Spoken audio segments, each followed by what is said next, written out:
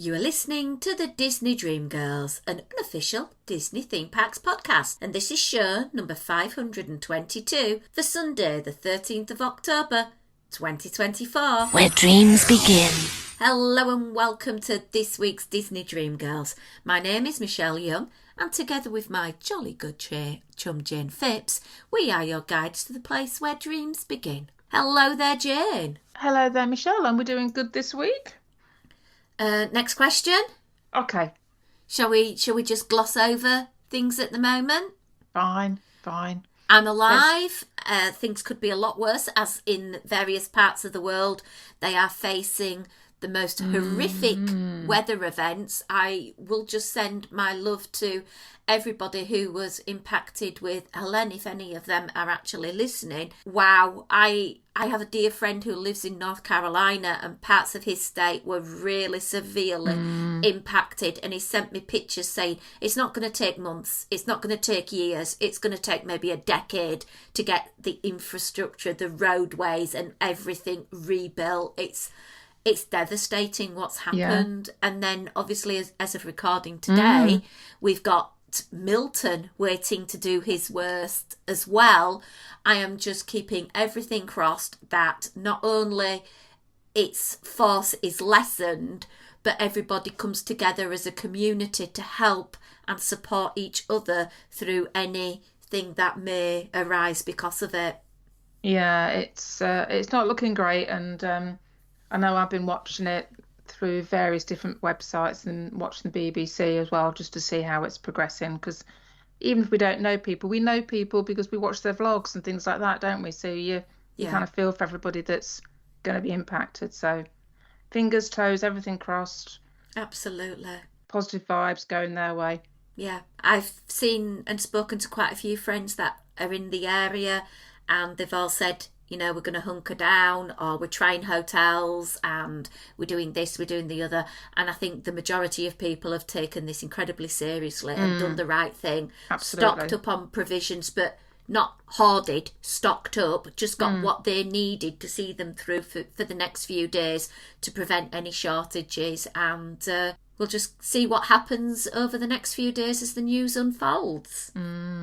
Shall we start with some history anyway, Jane, my love? Oh, go on then. Let's look back in time. I've got 3 different decades. It just worked out so perfectly this week that on the 13th of October 1940, Walt Disney Archives founder and former chief archivist David R. Smith was born. Oh, wow. I know. How fantastic was that? And what a job he's done to keep everything in its place, shall we say, I suppose. The legacy of his work will be around for eternity. The amazing files he has recovered and artefacts, absolutely fantastic. And hats off to you, Mr. S. 1950 on this day, Donald Duck short, Bee at the Beach, directed by Jack Hanna, was released. And this is the first time we get to see Spike the Bee. Oh, okay. Now, he was in several shorts during the 1940s, and his first big notable appearance was in a 1948 short, The Inferior Dictator, although some claim Spike's first appearance was in the 1940s short, The Window Cleaner. So there's a lot of kerfuffle over what it actually was, but he was in this one released on this day. The last one, 1960, Walt Disney returned to his boyhood home of Marceline, Missouri, to help dedicate the Walt Disney Elementary, a brand new public school, and he was there for the dedication ceremony, and he donated playground equipment to the new school and a flagpole that had once flown flags over the 1960 Olympic ceremonies in Squaw Valley in California. Oh, it's nice to hear when these entrepreneurs, I suppose we could call them, actually give back to the communities from which they came. That's what we'd like to see happening, isn't it? And like nice little segue at the moment, I want to say, all hail Dolly Parton. Yeah. What a gal. What a gal. Do you know what? She has got an amazing talent but her heart is far bigger, Yeah. you It's know. all about community and helping and being there, isn't it? Giving back. Giving Giving back, back. Yeah. absolutely. Now, my grandson benefits from her imagination library. Once a month, he gets a brand new book delivered to his postal address. Oh, wow. How amazing. And he doesn't even live in the same country, but the Yeah. legacy of what she's doing to help children to develop a passion of reading and get them off those tablets and iPads and mobile phones, fantastic. Yeah. Hats off to her. 100%. So we have a smorgasbord of news, views, and opinions this week. And the first thing, and let's stay these walls stay down, despite what's happening with the hurricane. The walls are down at the Cake Bake Shop by Gwendolyn Rogers, and the menus have been revealed along with, sharp intake of breath, the prices. Don't know what you're talking about, Michelle. It looks a very high-end eatery, which, to be honest, I think the theming of it would have fit in beautifully at the Grand Floridian. Yes, definitely. It has that very afternoon tea vibe, doesn't it? And seems the afternoon tea at the Grand Floridian has never come back. Hello, Disney. Get that back. Talk to me and Jane. We will help you with an authentic yeah. English menu. Glad to consult. Yeah. Absolutely. I know a cracking recipe for cheese scones, fruit scones, and also tea loaf. What about a bit of parking as well, Michelle? Oh, Sorry, bit we're of going parking. completely off topic, aren't we? Gingerbread. Just think of all those regional things that we could actually bring to an afternoon tea at the Grand Flow and educate people on what those quintessential British things are. Oh, we'd have a whale of a time. I could get our Tracy on it as well, can't I? Bit about a breath. Welsh cakes. Welsh cakes. We can get Eccles cake. We can get Oh. tablet. Oh, we could. Anyway, digression. Let's go back to this. So, brunch and breakfast. You can have cinnamon toast brioche bites at $24. And yeah, they have a range of waffles, French toast, and pancakes for between $22 and $26. I will say here that there is a gluten-free Pixie Fetty pancake, and to be honest, the pancakes that are gluten-free, it's fantastic that people who have this condition, that they can't have wheat and gluten, are able to be accommodated. Absolutely. They have some breakfast cakes, and come on, Jane, what's better than having cake for breakfast? Eggs and bacon. Well, I know you like eggs and bacon, and you can have eggs any style for $26. You can have the crab cake eggs beignet for $42. Yeah, sharp intake of breath when we know it's done a lot cheaper at the Grand Floridian Cafe as well, isn't it? Yeah, I must admit, I had seen, obviously, there's been quite a lot of comments, I think, online about the prices. And am I right? I think this company is based Indiana way. I think that's where they're from. And I did see quite a lot of people turning around saying, in their defense, the prices, yes, they're a bit higher for Disney, but they're not that much higher than what you'd be paying in Indiana. So I think this is kind of, the prices are reflective of this particular company. It's not Disney just going silly with the prices. Yeah. And I have heard things like the cake slices that are, they're $20 odd each, aren't they? I think 26 or something. Yeah. They will serve like 4, 5, maybe 6 people. They are big slices of cake. So Well, Jane, it better be a good fruit plate for $26. yeah, I want gold leaf on mine. Gold leaf, I'd like somebody to come and feed me it. So yeah, there's a lot of things that are looking quite expensive on the old breakfast menu. Things like even the croissant, $12. It's a lot of money, especially when you think in the Magic Kingdom, you can get that creme brulee croissant from the, oh gosh, not Be Our Guest, it's Gaston's, isn't it? And that's under $10. Yeah, Gaston's Tavern. I think it was the prices. I think people kind of doing sharp intakes about the price of the sodas and things like that. That, you know, you can appreciate, you know, for a bespoke piece of cake that is their brand, etc. But when it's you're paying for a soft drink and it's like $8, $10, it's like, ooh, a little bit of a hard pill to swallow. Sandwiches range between $12 to $34 if you're wanting lunch or dinner. They have a range of quiches for $28. You can have soup and sandwich or salad and sandwich, combinations a bit like that. There's all sorts of sides you can add to it. Their classic burger is $32. Steak and chips, $58. Goodness Is this me. Wagyu beef or what? And like I say, I want it served to me on a gold plate. You know, you're looking at the kids' menu, and a PB&J sandwich is $18. Yeah, it's going to be interesting to see how well it does, and consequently how long it actually stays there for, because there could be that element of it, unless people are aware of the brand and know that this is their pricing, this is what they do. Like you've just said, Michelle, you've rattled off different places where you can get equivalents for a considerably lower amount of money. So, Yeah. and Now, as we've said many times, it's not cheap going to Disney, and people are going to have to decide where those monies are spent. the thing that tickled me was the champagne prices, Jane. Oh, go on. So I know if I go to my local store, I can get a bottle of Veuve Clicquot, which is a really good quality, nice champagne. Yeah, You're yeah. looking at about, just around the $50 mark for the bottle. Let's play a game, Jane. Now, they don't have Veuve Clicquot, but they have something at a similar price point.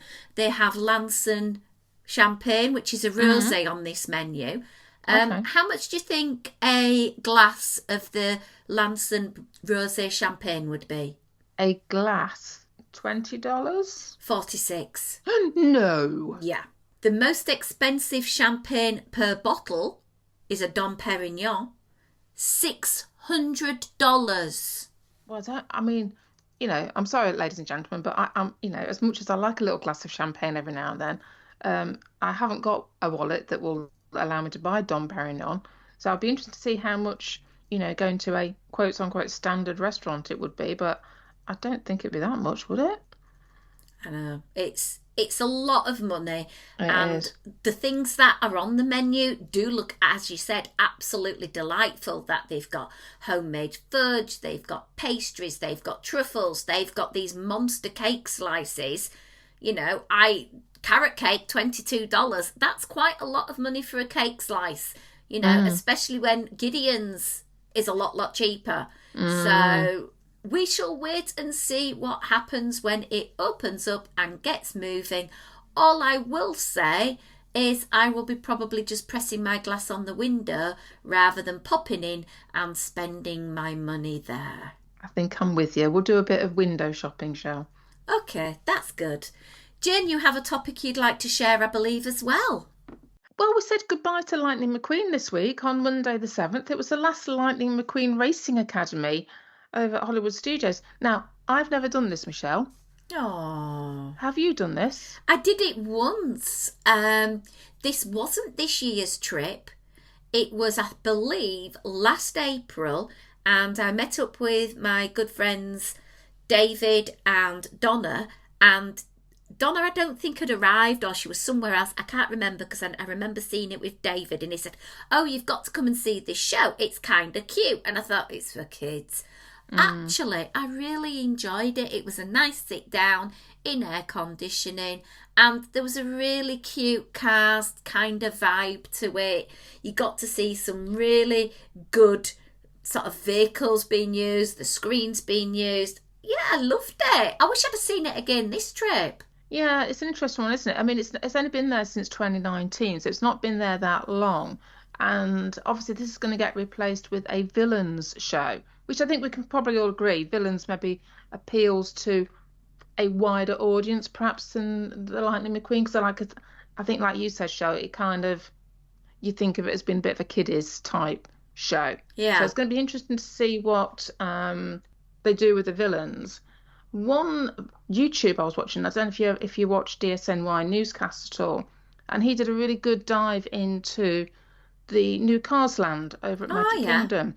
He made a great point. You've got this amazing animatronic.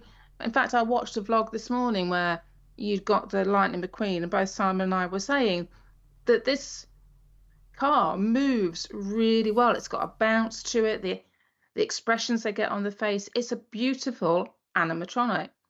Now, DSNY newscast was saying, when you look at the ride that they've got laid out for the new Cars Land, there is a bit towards the end of the ride where it would appear that you've got Lightning McQueen and possibly another car greeting you at the end. Mm-hmm.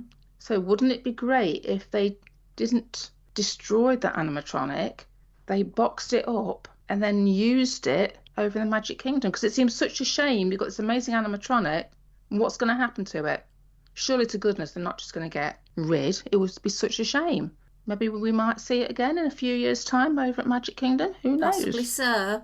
Who knows? Interesting though. It is interesting. It really is when you sort of start thinking about these sorts of things and sort of knowing how the Disney company move things around. Because remember, the Three Caballeros, they weren't originally in Epcot, the little stage show bit on the Grand Fiesta Tour.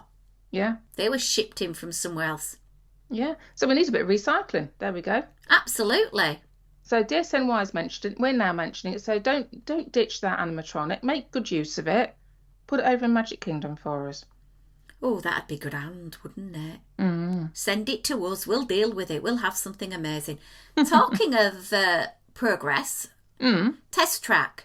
Test Track. What's happening over there? Well, Test Track is down at the moment for refurbishment. The first version was soft opened back in December 1998, officially opening in the March of 99. Do you recall that first version, Test Track 1.0? I must do, because I would have ridden it. I'm sure I would have done. I absolutely remember it. I loved the queue because the kids and I were there in 2010, and I remember spotting all the hidden Mickeys. It was where you were the dummy in the car. Yeah, that's right. Crash Test Dummies, wasn't it? Yeah.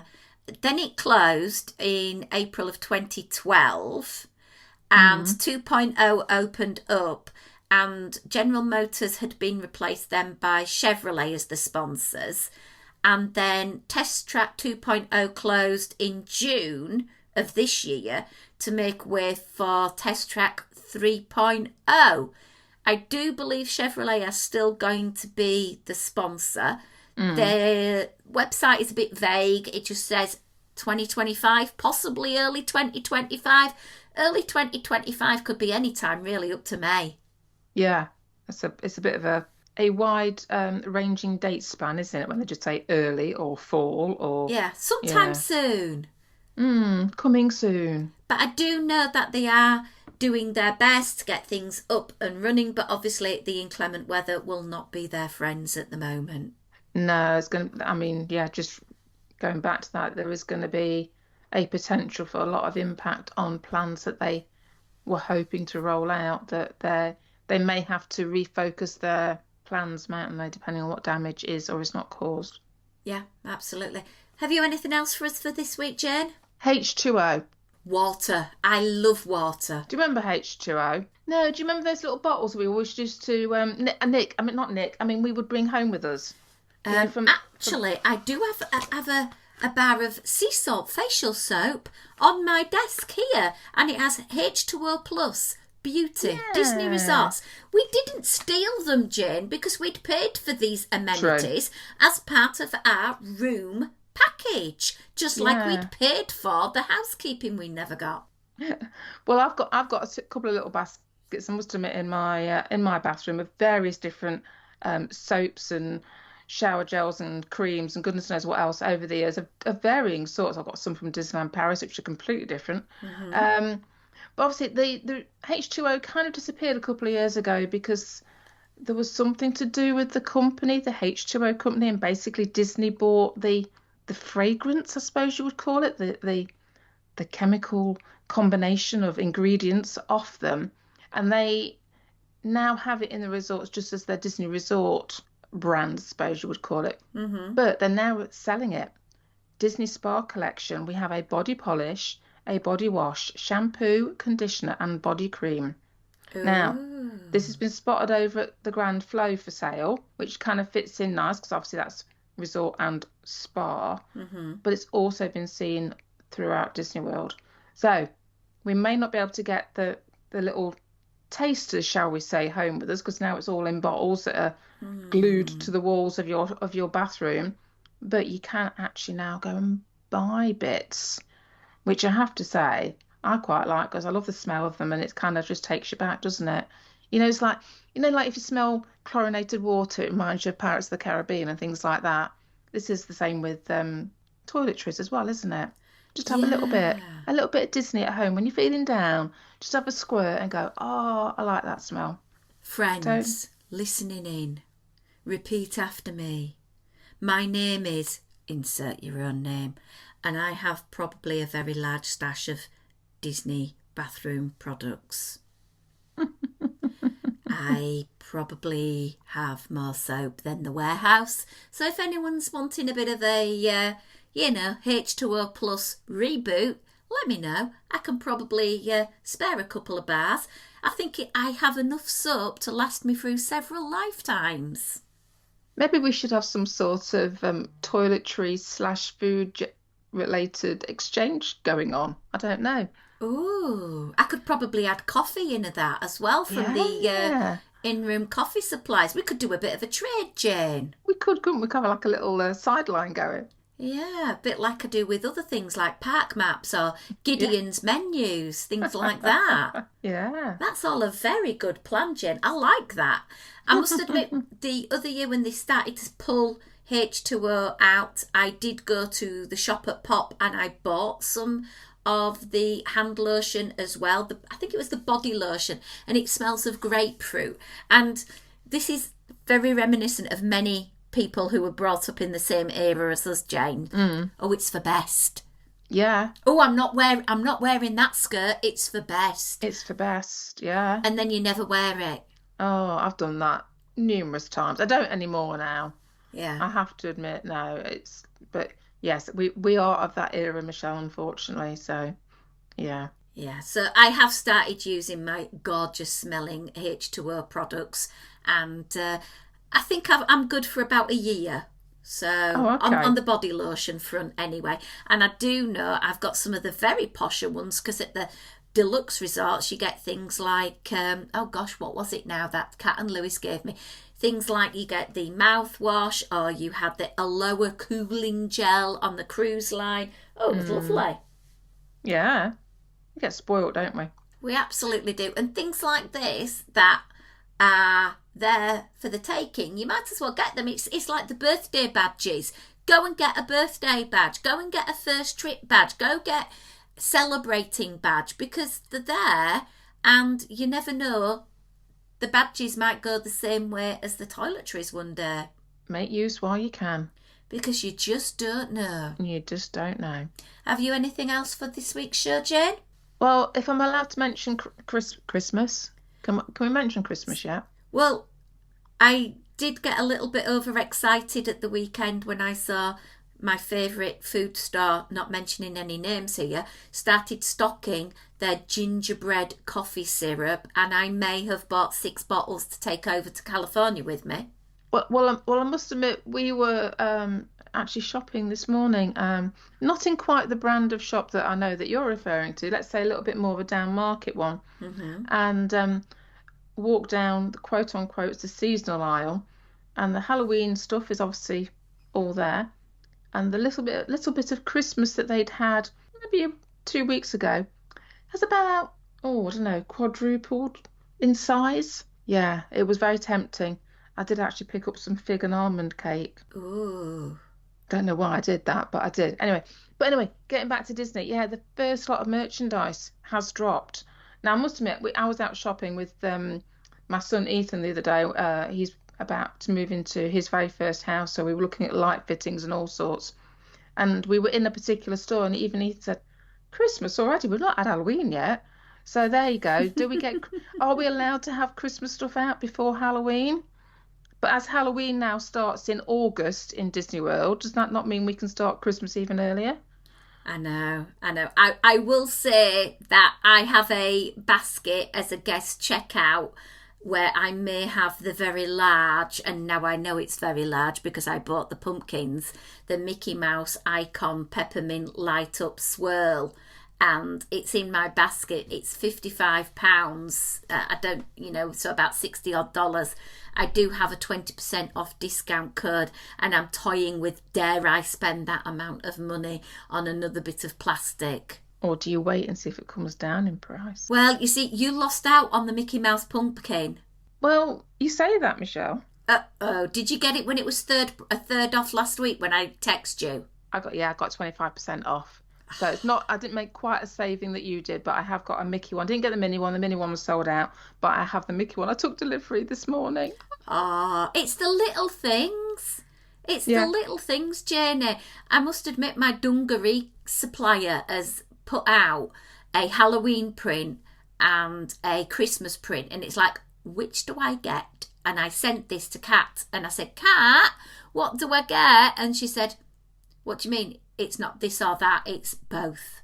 I like being enabled. Isn't it? Yeah.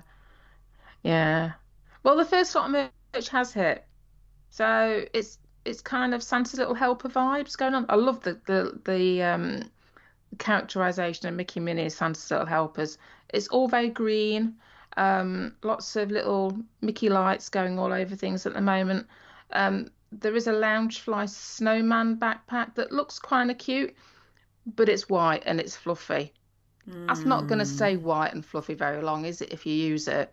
No. And same with the earbands that go with it as well. That was my only thing. But there's some nice bits out there. Countdown calendar, a couple of ornaments, advent calendar. I'm guessing that this is just the beginning. Oh, yeah. If you hop on over to the USA Disney store, they've got all the jerseys. They've got cute cardigans for the kids. It's looking phenomenal. But again, I'm not going to do it. I'm going to be good. I'm not going to order this year's Spirit jersey just yet. Let's see how long my willpower lasts out on that. Do we take bets now, Michelle? Yeah, it won't last long, will it, Jay? No. I imagine the UK Disney merch will be available probably towards the end of October, and I may just have to get the Spirit jersey for Christmas because, I'm a sucker for Christmas. Well, you and me are very similar in that regard. If you combine Disney, you combine Christmas, it's a fatal combination for the old wallet, isn't it? Yeah. Anyway, listeners, let us know, what have you seen merch-wise, Christmas or Halloween? Which is your favourite? What are you going to be buying? How are you going to be decorating? Share a picture of your Halloween spookalicious decorations over on our Facebook page, Disney Dream Girls. Or you can pop on over to Instagram at DisDreamGirls, where we're sharing our love of all things Disney and travel related. Also, if you want to support the show financially and get extra bonus content from us, including our back catalogue of bonus content, go over to patreon.com/Disney Dream Girls. But until next week, it's a goodbye from me. And bye from me.